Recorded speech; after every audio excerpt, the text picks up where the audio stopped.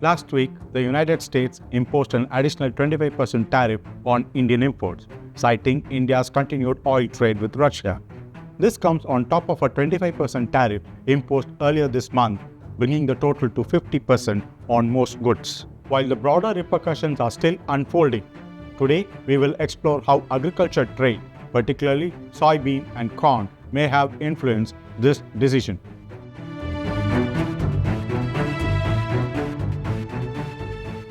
Namaste. One of the reasons for the Trump administration to impose 50% tariff is the pressure it's facing from China on various fronts. China has banned the export of semiconductors to the US. It is denying magnets to US automobile companies for electric vehicles. We saw Trump tweeting that he would impose 200% tariffs on China, but nothing has moved Beijing. On the other hand, Trump has stuck out at India.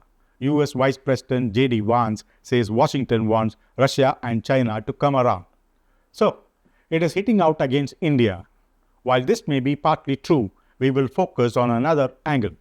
Apart from the semiconductor and magnet issues, China has yet to buy a single ton of soybeans in the forward sale from the new US crop.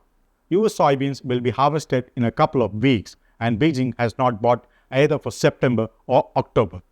Instead, it is buying soybeans from Brazil, paying a premium of $40 a ton. It bought a record of 11.67 million tons of soybeans from Brazil in July, while in June too, it was in double figures. China is the key to remunerative prices for soybeans in the US. It imports 67% of the total soybean trade in the world. Jim Sutter, CEO of US Soybean Export Council, says he can't imagine a situation in which China does not buy US soybeans. The US production in the new crop year starting in September is estimated at 117 million tons. The US Department of Agriculture says China will import 112 million tons and grow another 20 million tons of soybeans to meet its food demand.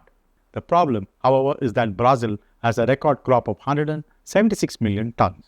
Even if other countries buy more soybeans from the US, its exports will still be 48% lower. This is why the US wants India to buy soybeans to make up for the loss in China. It argues that India imports over 15 million tons of cooking oil. By importing soybeans instead of cooking oil, India can crush more oil and meet its increasing demand for feed via soy meal. But India cannot afford its small and marginal farmers to be affected by these imports, as it will affect their future. Farmers in the US fear that China might follow the same strategy in buying other agricultural produce, mainly corn and wheat. By imposing the 50% tariffs, the US thinks it can make India yield to pressure. But India does not stand to lose much from these high tariffs. Unfortunately, this has not been considered by the Trump administration. There is still hope that some via media will be found out, sooner or later. Russia and China have come to India's rescue, assuring to buy Indian produce. The Indian seafood industry, which could be one of the worst hit, has begun to look at Southeast Asia. The buzz among the Indian trade community is that this is another 1991 moment, with India trying to expand its export basket and not depending solely on one or two markets. Let's hope this strategy will pay dividends. On that note, we hope you all will keep smiling and be happy. This is Subramani Mancombu signing off until we meet in our next episode. Bye all.